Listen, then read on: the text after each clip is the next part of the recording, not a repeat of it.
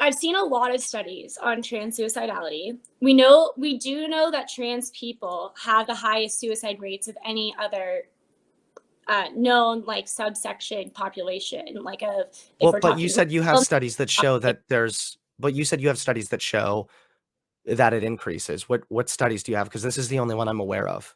so if I am referring to that same study, I know that there's also studies on your side, but those N values tend to be extremely small. So I know there's a huge part of the transgender studies, a huge issue with them is there hasn't been a lot of transgender people to study until recently. So the N values have always been too far to make a decent sample Well, size. even if the N values are low, what really matters is if it's statistically significant.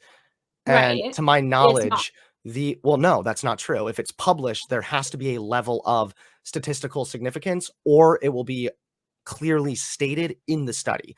So I've read studies before on issues unrelated to the trans stuff that have said there's not enough statistical significance here to form a conclusion. I've But yeah, seen no, that it doesn't have to. I mean, I, not to like just label my degrees or whatever, but I'm a math major, so I've read a lot of math studies, and a lot of the times mathematicians skew figures and then don't put it in their study that they're skewing the figures. I've definitely seen that before. I've definitely seen that in medicine before, especially I was listening to your talk yeah, but then you could write off any study, right? earlier about not if it has decent N values, not if it has, like, if you look at how they took the population and they give a lot of detail on how they found the sample size, how they got the populace, how they took the numbers, if it was double blind, if it was single blind, how they run the study. And then you could determine, what a decent error value is. But you can't really know that.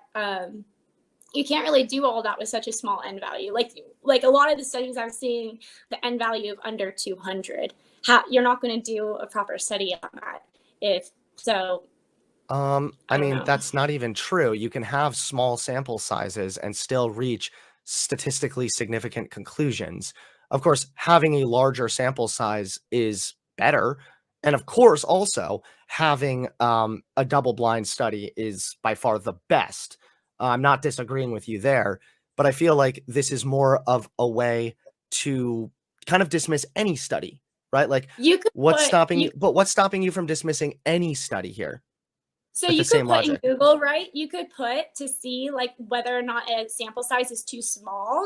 There's actually like a Google calculator that you could do. It's pretty easy. Like you put in what the actual population is and then what the sample size is, and to see if there's going to be statistical significance. And I've done this with most of the transgender studies, especially the ones on your side.